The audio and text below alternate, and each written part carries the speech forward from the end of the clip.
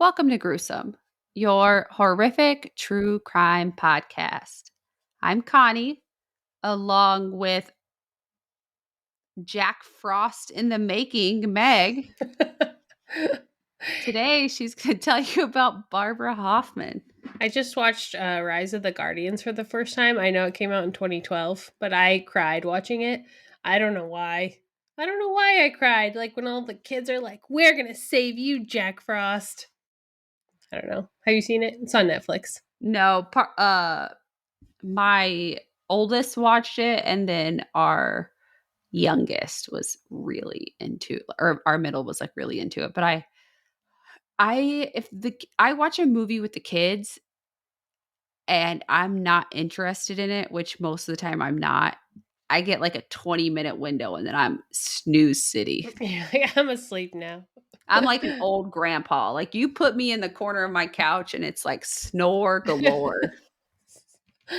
That could be your drag queen name, Snore Galore. It's better than whore galore. Been called that before too. Slore galore. Slore galore over here. So Anyways, today we're gonna talk about Wisconsin. I was not playing. We all know it. We all know the voice. Oh gosh. That's Minnesota. That's yeah, Minnesota. wrong. Yeah, Wisconsin. Canson. I've never been there, but I assume that's how you guys sound. And I'm gonna go take it back to Christmas times. So let's do that.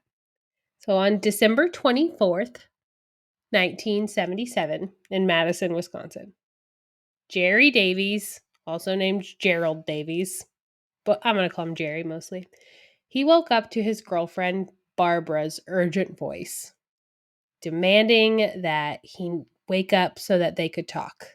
He was completely blindsided when she explained that just the day before, she had arrived home from work to find a dead body in her bathroom. She didn't know what to do, and she asked him to help her hide the body. Now, just a few hours before, they had spent the evening together at her apartment, like drinking and snuggling. Was the body there? Yes. We'll get to that a little bit more, but like they had just been canoodling, and technically it was his fiance, but I did call her his girlfriend. But so this is 2:30 in the morning that she wakes up and tells him this. So they fall asleep, and then a couple of hours later, she's like, "Hey, wake up! You gotta help me hide this body." But And they were at her house. They were at her apartment, yeah. Oh, okay. And so she goes, or he said, "Why don't we call the police?" She's like, "No, we can't do that. I can't explain how a dead body got into my bathroom. I didn't have anything to do with this, but the cops won't ever believe me." She told Jerry that she believed she knew who was behind it, that there were people who were trying to get her in trouble from her old job, and she begged him to help her before anyone found out. I would have been like, I will absolutely help you, babe. Just give me a second. I'll be right back. Doot, doot, doot, doot. Again, Is this the police? not ride or dies. No. But Jerry loved his girlfriend, and he had just woke up, and his girlfriend's like, "Okay, let's do that." And No. Barbara, of course, had a plan. Why wouldn't she? That's just random. It's like, I've never experienced this before, but hey, I know how to get rid of this body. So he had seen her earlier that morning, and he had felt like she was really distant. And he had been thinking about it all day and said that he should call her after Christmas. Like, call me a couple of days after Christmas and we'll meet up, because they were going to go see their own separate families. Mm-hmm. And then that same night she called and was like, "Hey, why don't you come over and we'll canoodle?" And then this happened. So Barbara has Jerry pull his Chevy into the parking lot behind the apartment building. and he backs it up to a heap of snow next to a green dumpster. Barbara met him there and began to dig into this snow. No, I was hoping you would say that. Yeah, she began to dig into the snow heap until she revealed a frozen bedsheet that was clinging to a man's body. Together, go ahead, what? How the hell did she get him out there? She wrapped him in the bedsheet and pulled him like down the stairs. And I'll talk about that a little bit more in a second. So, because it's evident that that's what she did. The car, they opened the trunk and they wanted to put him into the trunk, but the trunk was too small. So they're like, we'll put him in the back seat. Oh. And it was too small. So they put the driver's or the passenger side down and put him in diagonally and rested the man's head on Barbara's lap while she sat in the back seat and he sat in the driver's seat. So she had to like cradle this corpse's head in her lap, which is not cute. What the hell? Not a good look, Barb. Barbara. Barbara's. Oh, Barbara. She lived near the University of Wisconsin, and it was Christmas break, so campus was pretty much deserted. It was 4:00 in the morning. It was snowing. It was very eerily calm as Jerry silently drove while Barbara issued directions about where to go. What do you think was going through his mind? Probably like, drive. What is happening? What are we doing right now? Why is this happening? I would have wrecked that car into a pole and took off running and been like, Smell you later, Barb. you think he was thinking about dumping her ass? Because, like, I would be like, No, he was not. He was not thinking about dumping her ass because he loved her. This is the first girl that Jerry ever kissed, and he is 31 years old. Like, he is in love.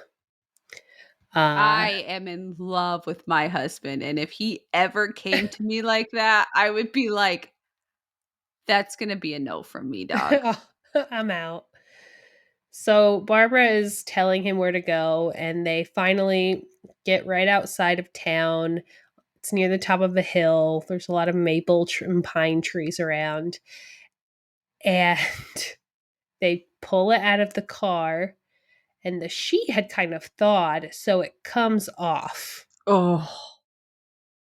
And Jerry's like, stares horrified at this body, but then they just kind of, takes the sheet off, shoves it in a garbage bag, and they drop the body in the snow on this hill and cover it pretty haphazardly.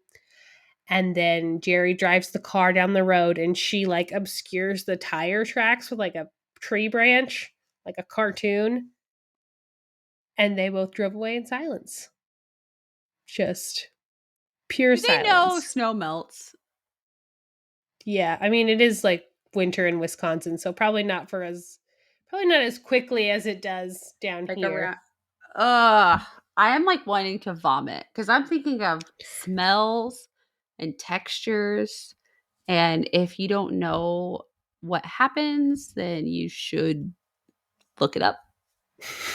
But Actually, it's don't Google that. So they are almost back to her apartment, and she tells him, she's like, you're going to go buy this specific kind of cleaner. You're going to wipe down the entire interior of your car, dashboard, seats, everything. She told him to go home, get some rest, and don't forget that she was his fiance. Don't forget. You love me. I love you, babe. Don't worry about how I know how to dispose of a body and clean up afterwards. It's fine. So he went home and he tried to sleep, but he couldn't. So No shit. Who could? So he drove to his mother's house. She lived in like a very rural home. Rural. Rural. And he was going to go spend Christmas Day with her because now it's Christmas Day. But he felt physically ill the entire time. He tried his best just to like hang out and spend time, but he could not forget the image that had been burned into his mind when that sheet slipped off of the body from the morning before. Oh my Because god. specifically, what he had seen were the swollen, reddened testicles and an enlarged, discolored penis. And he could not stop thinking about it. So he left his mother's house, shaking and scared, and went to the nearest police station when he got back to Madison. He walked in and said, I helped someone get rid of a body yesterday. And if I've done my job, you're like, what the hell is going on? Yeah, and good for him. Good Good for you. job, Jerry. Oh, escape. So, what is going on? Jan's Health Spa opened up in 1973. It's a massage parlor from the outside, absolutely not a massage parlor on the inside. And we've all heard the stereotype. You know exactly what I'm talking about. This massage parlor doubled as a secret brothel. And that was what you found at Jan's. On any evening, you could find it filled with men hanging around, smoking and drinking, waiting for a topless massage that they had paid for. It was $50 for 35 minutes. What the hell? I want a topless massage for $50. For 35 minutes? It's a good deal. But you were normally able to negotiate for more when the door was closed. It was such a popular location that sometimes the line went out the door and into the street. It was crazy. One of the most popular workers at Jan's was Barbara Hoffman. She was actually the most popular worker there.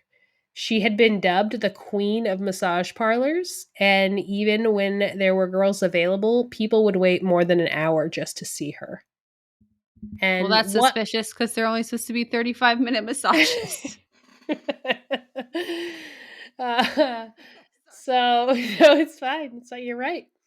So this guy, his name's Ken. He owned this massage parlor, but he also ended up opening 3 other locations in Madison. So there were actually 4 massage parlors that this guy owned that all had the same shtick, literally. Yeah, same vibe.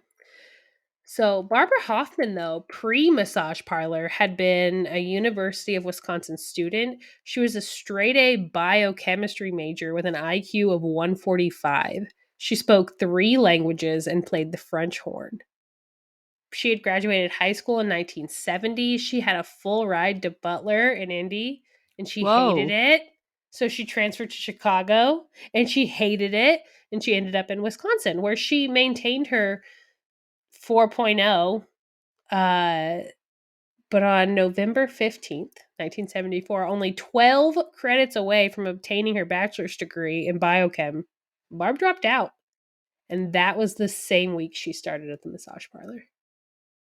She sent a letter of illness to her dean, and he granted her take the time that you need, no problem. She re-enrolled in the spring and then withdrew before the semester started, and she did that like a lot from 1974 to 1977. She would enroll and then she would decide not to. She would enroll and then she would decide not to. She enrolled in an abnormal psychology course for 3 weeks, and she went to it for 3 weeks and then she withdrew and didn't go back again.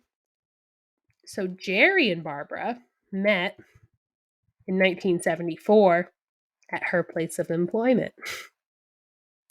She performed sexual favors, but according to her, she would never have sex before marriage because she had a psychological block that she suffered from.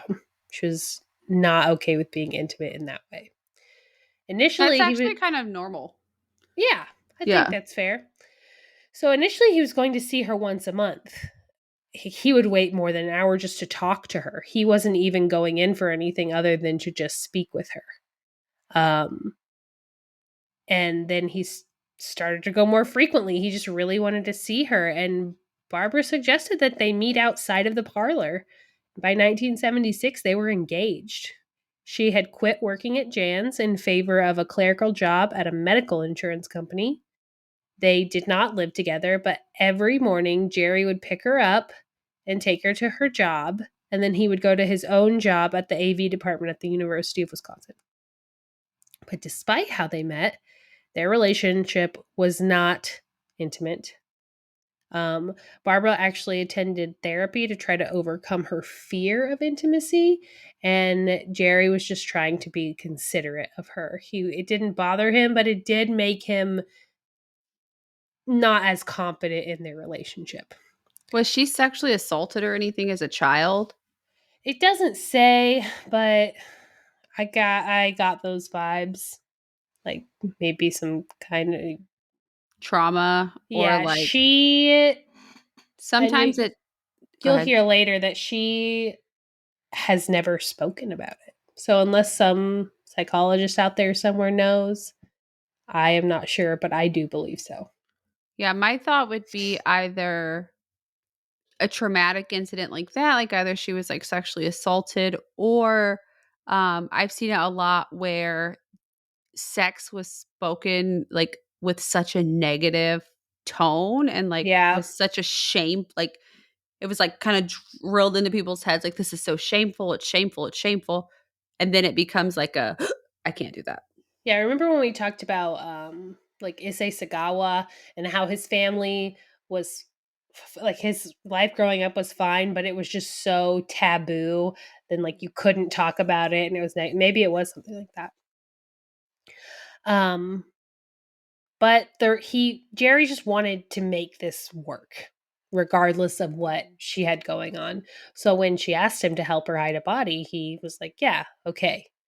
But he went to police, and the police issued a search warrant for Barbara's apartment.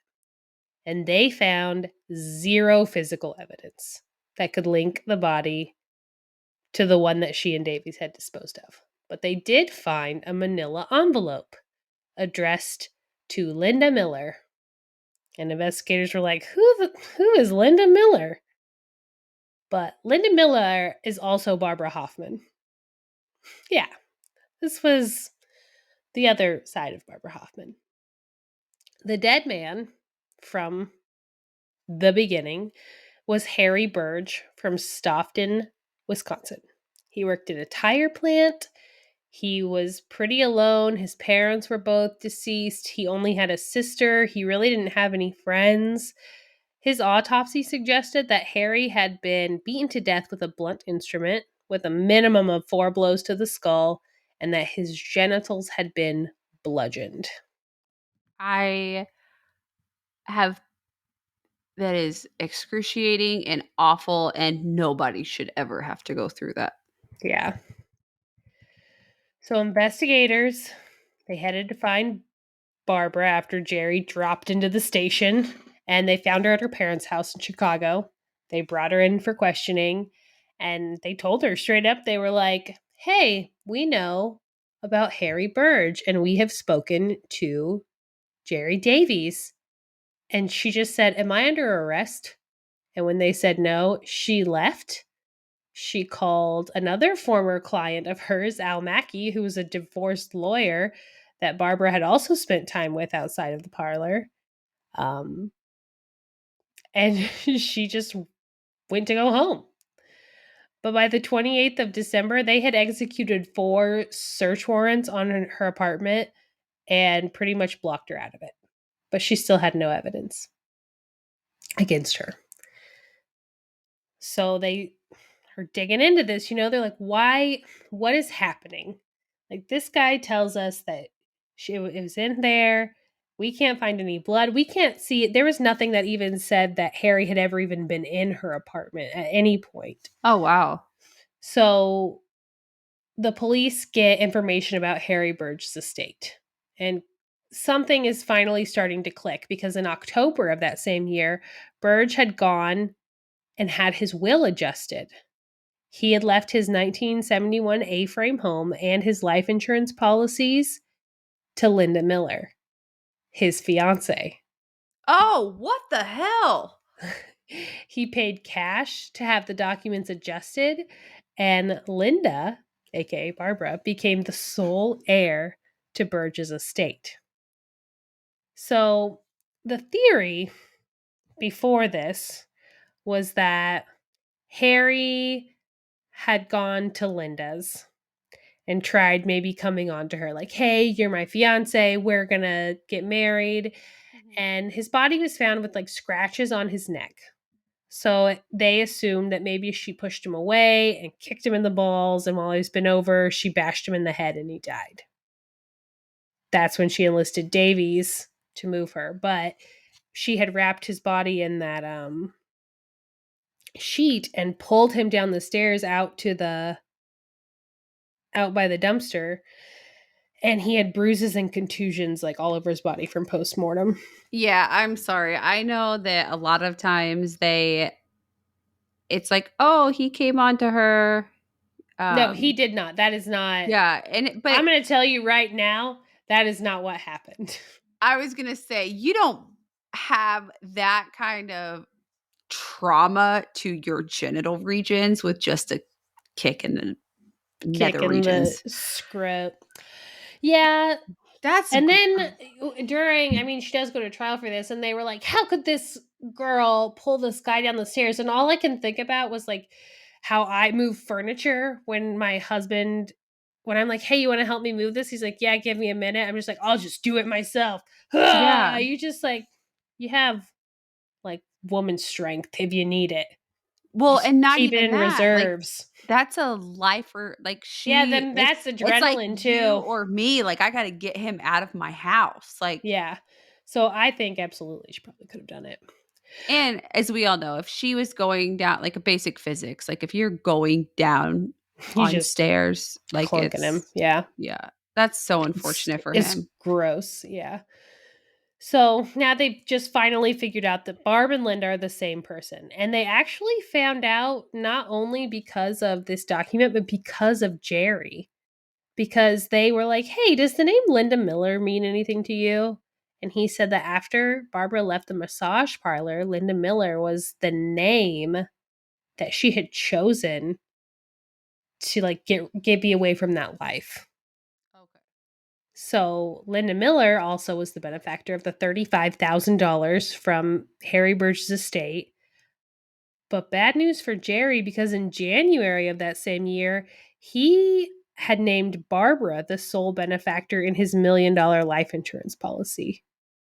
So she was arrested on January 18th, 1978, just a little less than a month later. And as the case went on, March brought big new revelations. So a letter was received from Jerry to the police mailroom, and this is what it said. I want to write this letter because I want to set the record straight. I was scared. I was jealous. Barb is innocent and I wrecked her life. All those stories I told about Barb are false. She had nothing to do with the body at all. She never did. I went crazy. I was so scared. The police scared me. I was crazy. I didn't know what I was doing. Then I had to keep telling the same story or they would charge me with a crime. Now they did it to Barb instead, and I don't know what to do anymore except to tell the truth. I'm not crazy anymore and I'm not scared. I want to tell the truth. I'm not afraid to go to jail. Barb never had anything to do with the Mm. body at all. I swear. And they can do what they want to me. Sincerely, Gerald Thomas Davies. So Gerald's pretty much the sole testimony for this pending trial that she's on because she's arrested. She's out on bail, technically. She paid $15,000 and got out on bail. But the 27th of that month, a maintenance man entered Jerry Davies' apartment and found his corpse. No. Yes. It was next to an empty bottle of Valium, and it looked like he had committed suicide.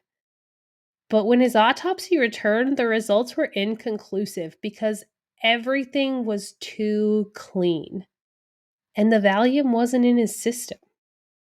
They couldn't find anything. They like searched between his toes. They searched for, you know, syringe marks, anything. There was nothing. It was like he fell asleep in his bathtub and just chose not to wake up. But it was Davies' death that cinched this case as first-degree murder. Because while they were examining tissue samples from Davies' corpse, a toxicologist was like, that's a weird smell. It smells like almonds, which is the telltale smell of cyanide. Yep. So Davies had enough poison in him to kill 2 men. And they were like, maybe we should exhume Burge and check this out. Burge's body was exhumed and tested. His body contained 37 times the lethal dose Of cyanide? of cyanide. Oh my God, this bitch. So they go digging harder and they found the documentation that linked Hoffman to a recent cyanide purchase. She had a receipt for it. And they compiled just enough circumstantial evidence to convince a jury of her guilt in Burge's murder. Unfortunately, because it was so clean, she was acquitted in Davies' death because there wasn't enough evidence. Are you kidding me? Nope. It was so clean. There was no other than, and I'll read the closing statements here in a minute because she should have been convicted of both, but she had the same jury for both. And they convicted her of one and not the other. So I thought that was kind of interesting. So if he was murdered and she was acquitted of his murder, did she get his money? So his mom contested it. And I think she ended up only getting like $10,000 or something, but she did get some of it. But his mom That is got the rest. disgusting. I know, it's awful. So another part of how she was caught and what cinched this is that her former employer, Ken, the guy who owned all of the massage parlors, he made a deal with police because he got busted trying to buy like $50,000 worth of cocaine from undercover cops. He said that when he would be at Jan's, Barbara would do quaaludes and she would start talking when she was high. And she told him that she had met someone, he was super naive, he was inexperienced, and she had just like infatuated him. And she told him that she was going to leave the massage parlor if he would marry her and if he would take out life insurance and make sure that their future was secure and, the whole shtick. Mm-hmm. So she insured him for close to $1 million with herself as the beneficiary. And because she had this extensive background in biochemistry, she knew what to do with like toxic stuff like cyanide, but she wanted to culture she wanted to give him botulism. That's what she wanted to do, was give him botulism. So they were going to get married and go to Mexico, and she was going to feed him something that gave him she was going to grow a culture that was botulism and make him eat it, and then he would die from food poisoning in Mexico. That is a horrific way to die. It's so crazy and manipulative, and just like the layers here. I want to fight her. Yeah, this woman is nuts. So her plan was that the body would come back to Madison and be cremated, and then she would collect that insurance money. But her boss sang like a canary. Good for him. Yeah. So the closing remarks were like, let's take a look at both of these facts. Both of these guys were nude when they were found. They died of a lethal dose of cyanide. They had eaten a large meal before they died on holiday weekends. Both of them knew the defendant. They both met her at the same place. They were single. They were loners. They had insurance policies on which she was the beneficiary. Mm-hmm. It's not really a coincidence, right? No, I feel like it's all laid out right there. And the idea that she was convicted of one of not the other is crazy. And it's so distinctive Like, even if he was like a jealous lover and he was mad and enraged, he wouldn't give him 37 times the amount of cyanide somebody might have in their body. Like, No. he would bludgeon him to death. That's Yeah. what would happen. Like, poisoning someone requires that they trust you. And Yeah. these men did trust He her. yeah, and he is in a like you said, in a fit of rage. It's going to be a crime of passion, not a crime of like planning and Yeah, like it's not being meticulous plotted. detail. Not like what she did. She Yeah, plotted. exactly. She never entered a plea. And to this day, she says she is innocent. When she was convicted of first degree murder of Harry in July of 1978, she stood up and said, I did not commit the crime of which I was accused and of which I was convicted. And that was the last thing she ever said about it. And that's when she goes in for her like parole hearings. That's what she says. She was like, I did not do this. Maybe they should give her a Quaalude. She can talk. So that is the case of I Barbara wonder if there Hoffman. were any other. There were. So she did this too. She didn't specifically murder other men, but she manipulated other men. The reason she found out about this insurance scheme and she wanted to try it was because she had manipulated an insurance guy, and like he would take her out on his boat, and she said that she would have sex with him because she didn't have a psychological block. That was not a real thing. It was just something Mhm. she was using to manipulate these men with.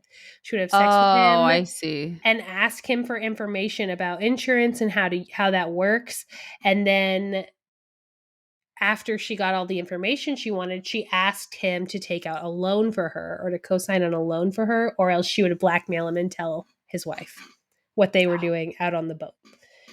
So he did. She ended up getting like a $30,000 loan with this insurance guy because of blackmail. She probably destroyed his credit. There's no way Definitely. she paid that back. No. No. So, yeah, that's what a bitch, man. Yeah, man, fuck her. And honestly, like, why would you? She like, It was all money. It was all uh, just to she's get sick in the money. head, and I hope she did. She get life in prison? Yeah, she got life in prison because they didn't have the death penalty in Wisconsin at that time. Man, Mm-hmm. With parole, though, so that's some bullshit. But she's still in there and she's still kicking it. I gotta see what she looks like.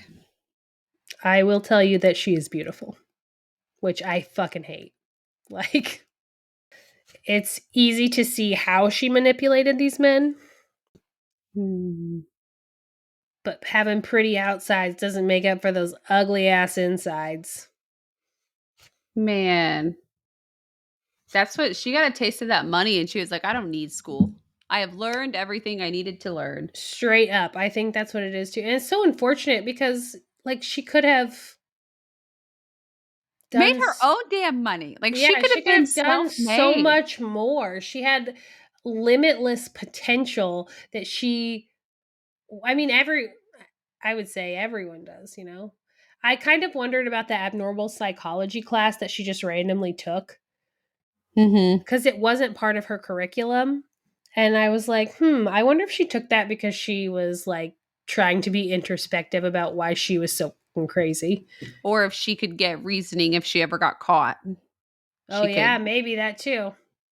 I think it pisses me off so much because I think of all of the like dudes that we grew up with that they could have fit that bill. Like kind of loners, kind of quiet, like didn't have like a lot of a long dating history like growing up. And then people like that take advantage of like the nice guys. Like mm, Yeah, I hate that. it was. Ugh. And I thought it was interesting because I know there is that stereotype of like massage parlors being like secretly brothels, but I had Mhm. never really I don't know, read too far into it.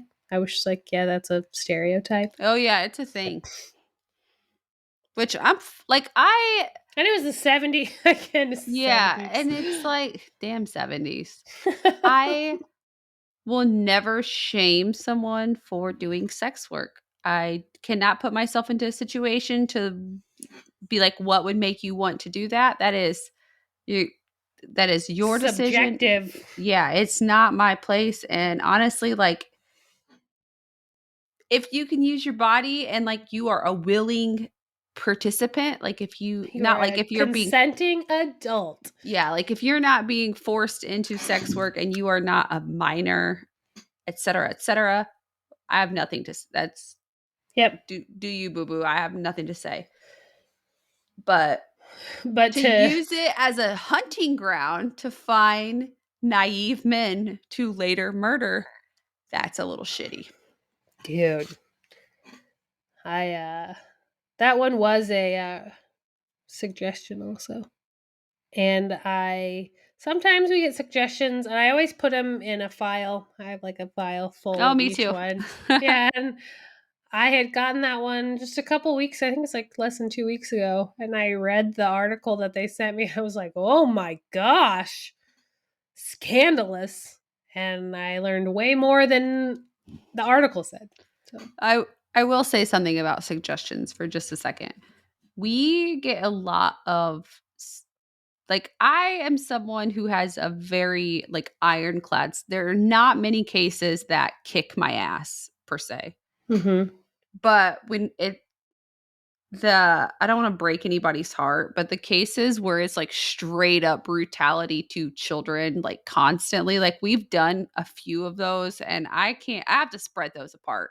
Like I know Yeah, they're part of the true crime world, but I mean, Meg and I have kids, we have daughters, and if I have we sons, and delve into them too hard, it's just like it weighs yeah, on you.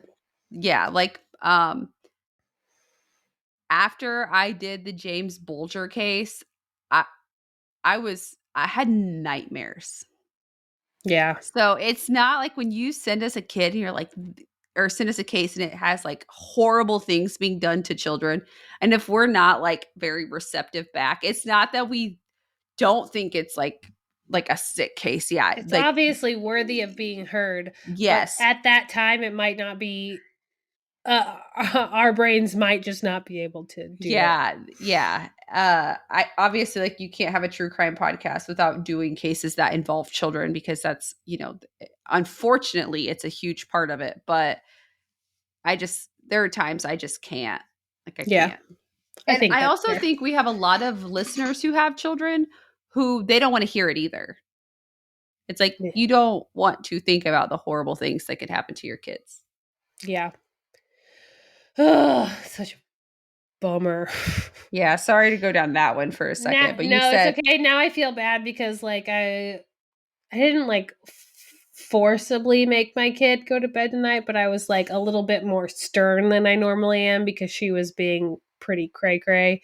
And I was like, "You are going to bed. It is bedtime." And now I feel bad about no, I think it. it's healthy to have those type of boundaries. I Like, know. I'm yep. just like when you hear about like horrible stories like that involve children, and then Mhm. you think about your own, you're just like, I was mean to them.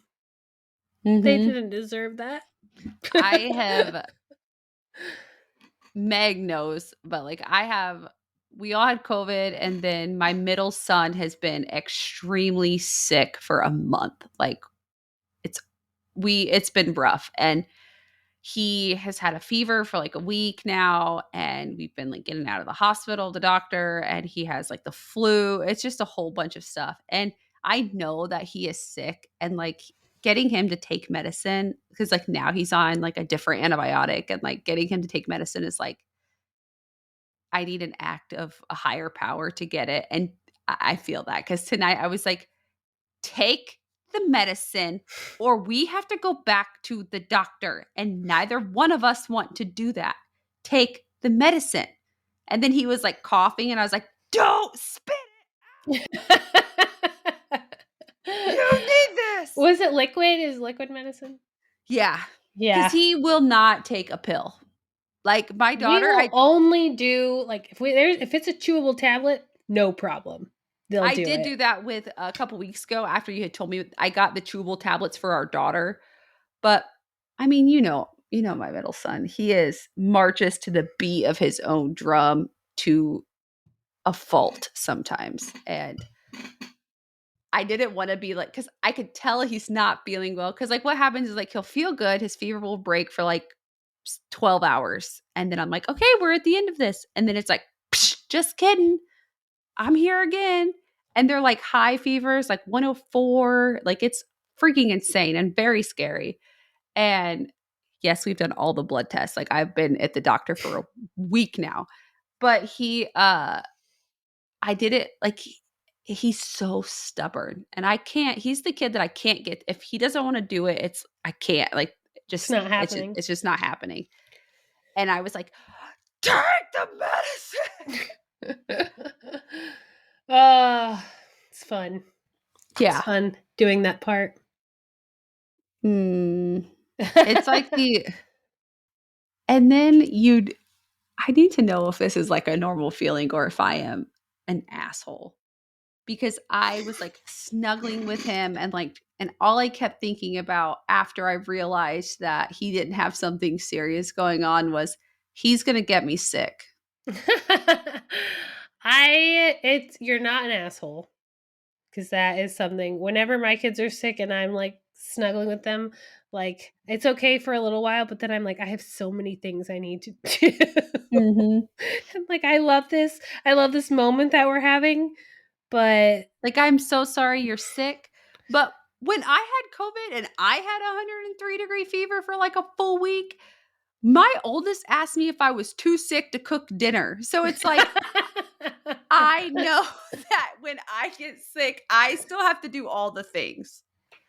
So that's what I kept thinking. I was like, no, uh, not again. and then I left him home today for 3 hours. I went to work half day after I took him to his appointment. And in that 3 hours, his fever came back. My husband didn't even notice. I came home. He's like sleeping in bed. And I was like, how's he feeling? He's like, oh, he feels okay. I was like, well, have you checked him Does lately? he? Because he's drenched in sweat and his fever's 103.8. And he was like, oh, well, he had went to sleep. And I was just like, I'm going to stab myself in the eye. I'm running away from this family. I washed my hands of it. I'm done.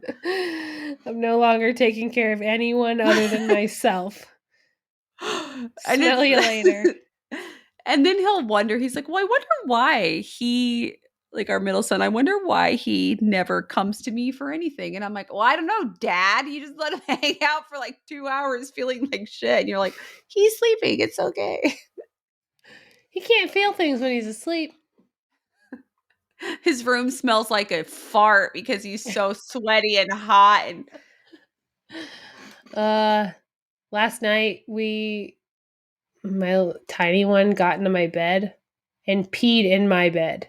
oh no, that's the worst. That's when you Like, want to throw the whole kid out.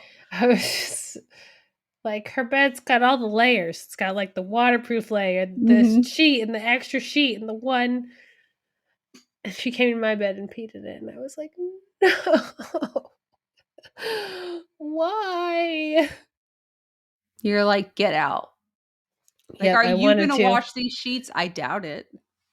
Well, Nope. now that I'm tired, I gotta throw a blanket over it and still sleep in this bed. That's literally exactly what I did too. I feel that. I took her to the bathroom. I changed her jammies. I like did the soaking wiping method and sprayed it with some like my vinegar cleaner I make, and then I put like a thick flannel sheet folded up over it, and I was just like, Mhm. "We're doing this. This is You where we're gotta go sleeping." back to bed. This is it. Sorry if this disgusted you guys, but it was like 3 a.m. and I just was not prepared. I could not do it. You're a mom, you know. It's not vomit. Like, I wouldn't sleep in a bed with vomit on Oof, it. no. It's still. Our tiny one has started just today. But why? But And I why? was like, nope.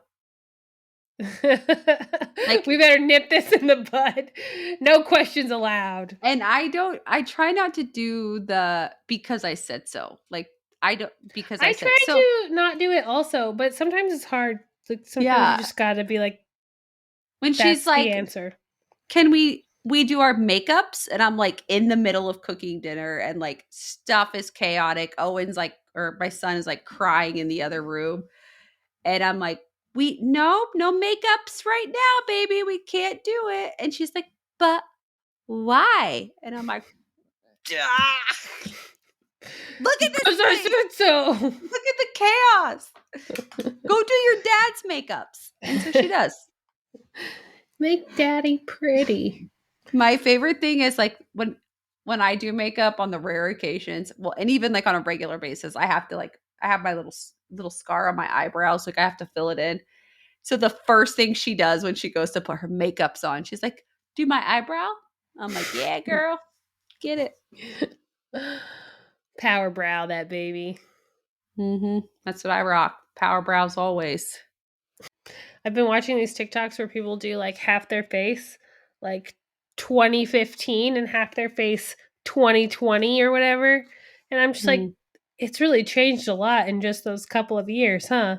And I know I say couple and that means 7, but I just think back to 2006 where my eyeliner was my eyeshadow and it was just black as shit. when Just I like think of 7 years ago, I think it's 2006. I'm that's what like, I'm yeah. going with. I'm like, 6 years, that was It's 2006, right? fine. Yeah.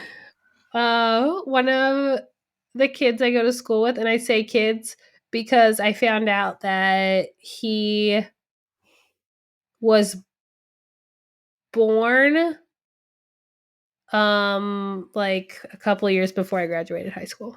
And I was like, I know. I know. Did you want to throw up? Because now I want to throw up and I don't even know this kid. No, he's so sweet. He's awesome. And I was just like, "Hey, when did you graduate?" And he was like, "Oh, 2020." And I was like, "What? What? 2020? What?" So, that was a And you're fun. like, I was already halfway through my second midlife crisis at that Mhm. point. Mhm. He was born in 2003. What? I know. And I'm like, "And look at us. Look at Look at us. us." uh Although my oldest asked my husband today who his celebrity crush was, and he told him me. And I was like damn right it is. That's adorable. He That's has so his cute. moments. I have to tell you guys all what he did because it was such a dumbass moment that like I have to tell people. He has recently decided that he is a Cincinnati Bengals fan because we live in Because they Ohio. won? Oh, Well, no, right, it's right. because we live in Ohio, and this has been like ongoing. Okay. And they just happen to do good the year he decides that we're Ohio residents now, so he has to like the Bengals. And then we're like 40 minutes away, so he's like, "We're Bengals fans." I'm not. Colts till I die. What? But anyways, he tells me he wants to buy a football jersey, and I was like, "All right, fine. Get your football jersey." Well, then I see the credit card statement, how much he spent on this football jersey. And I was like, why did you buy like $170 football? He's like, oh, all the other ones were $300. And I was like, what? That makes no sense. Come to find out, my husband couldn't find a football jersey. So he decided to have, they do the custom ones, you know? Oh, uh-huh. So he had this Joe Burrow, like the quarterback guy's jersey made custom instead of, Oh. well, the size was wrong. He So what are you gonna do now, buddy? It's well, it custom. he ordered it and it's so big on him. It looks like if I were to go put on my dad's old football stuff right now and walk around. It's like halfway to his knees. The sleeves look like this. You guys can't see, but like Meg can see. And it I was so mad I could spit. I was like, you didn't read the reviews on the sizing of these like jerseys. I was like, Gotta read the reviews. you had a custom jersey made, you couldn't just wait. The Super Bowl's in a couple weeks. You could have got a Super Bowl jersey if your team wins. Like, what? So I find this lady. I'm sending him on the sketchiest mission tomorrow because I find this lady. I posted it for sales. Like, you're gonna. He's like, I'm gonna put it on the wall in the office. I was like, no, you got a tiny little area, and your jersey's not gonna fit there. So I was like, you should sell it, and then you can recoup that money because it is brand new. It's obviously a hot commodity because they don't have any of them. Sell it, and then use that money to buy a different jersey in the future when they come in stock. Well, this lady messages me after I posted it on for Facebook Marketplace. And she's like from Oakwood, which is like this really nice area around us. And she's like, hey, I also bought my husband this jersey, but his is too small. Would you be willing to just swap them? She's like, it's brand new Oh, with it. that's kind of handy. And I was like, absolutely. So I saved the day because he was like damn near in tears that he wasn't going to have a football jersey because, and if he's like not a football person, I was like, all right, whatever. So that's So done. he has to go get it? Yeah, I'm sending him down to Miamisburg to this. Like, she's meeting him in Miamisburg because they have my husband and son have like soccer stuff to do down there. So, Oh, and then you're just going to swap. That's awesome, yeah. though. But he was How? like, do you want to meet her for me? I was like, no, I No. don't want to meet this strange lady to swap out a Bengals jersey. Wrong answer, bro. I have a true crime podcast. Like, no, no, no, no, no. That's so crazy, though, that it worked out like that. Yeah. It's Yeah. kind of handy. And I'm also like, it's football. Like, I hope that her husband also just became a Bengals fan. And he was like, you know what? I need a jersey. that's so mad about. I was like, this is new. Like, this is not like a.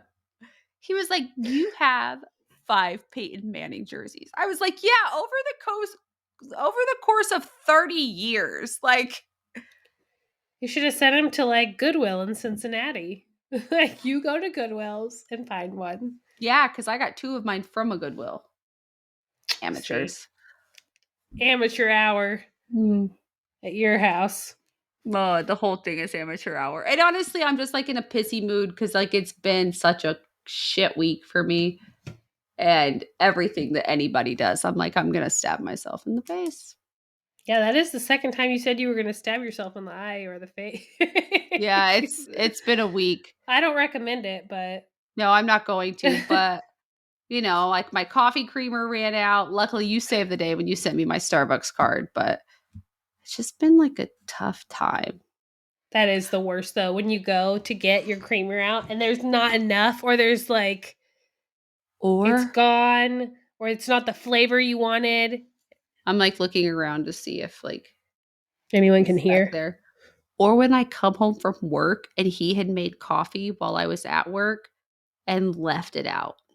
And I'm just like, well, I can never use this again. How long had it been left out? I don't know, but I won't even, you I know know. you don't play like that. I don't play like that because Look, there's I nothing. do. Sometimes I leave it out in the Mm-mm. morning, and if it's still there when I get back home, I'm just like, whoops, pop that back in the fridge for tomorrow. I hate vomiting and feeling nauseous more than anything in the entire world. So I go out of my way to try not to do that. To avoid it at all costs. I don't want botulism, Barbara. Barbara, with your botulinum. I don't know how to say it. I kept saying botulism, but it was the actual like scientific word for it. And I was like, I didn't practice this. I'm not going to say it. I get botulism in my forehead every 90 days. On the dot. See that? Not much movement there. My friend, and another one of my friends in school, she got it for her wedding last summer, and she hasn't gotten it since last summer, and it is still like great. It's awesome. And I asked her when we got back to school, I was like, did you get your Botox redone? And she was like, my wife would kill me if I did that. No. But I want to, because she used to work at a derm's office. So she got it, like, it was like one of the perks of the job is that you got it every 3 months. And I was just, what? It is. I have a medical condition where I have chronic migraines, and it just happens to have a little bit of extra sometimes, and we just put it in my forehead. We just put it in my forehead. But speaking of Botox and cool stuff, it makes me think of California. And if anyone has any like cool recommendations, because we're taking this show on the road. We're going to LA. We're going to LA. Downtown. Yeah, so let us know. I've been to LA like through LA once. But I usually am like a San Diego Disneyland type of girl. That's how you're going through. You're going through to get to Disneyland. Yeah, yeah. Yes, we are going in March. Should I not say that? Should I say that? Is that okay? We're not gonna tell you exactly when, so you don't come kill us. I'm just We kidding. know That's better. But really, if you guys have any recommendations or more specifically, things to avoid. Yeah, or food, because I'm all about that food life. Well, I gluten need free. It's LA. They're just gonna have gluten free everywhere. I like how your voice changed for it. Yeah, you don't watch Letterkenny, do you? No. Oh, they do a spot where it's like, have you ever just noticed like when you go to it's like LA? And I'm like, so I told my husband, I was like, that's how I'm gonna say it. Well, that's really fun, but have you ever been to LA? Yeah, I'm excited. It's gonna be awesome. Yeah, so send us your recommendations or things to avoid, best tacos. Um, that's all I care about. So, I like sushi. oh yeah, I forgot about sushi. Sushi. Sashimi. We're gonna be like right downtown, so I really need to know where not to go. What to That is avoid. very important to me. But yeah, Other than that, I don't think we have anything else to see you offer next you. week. Bye.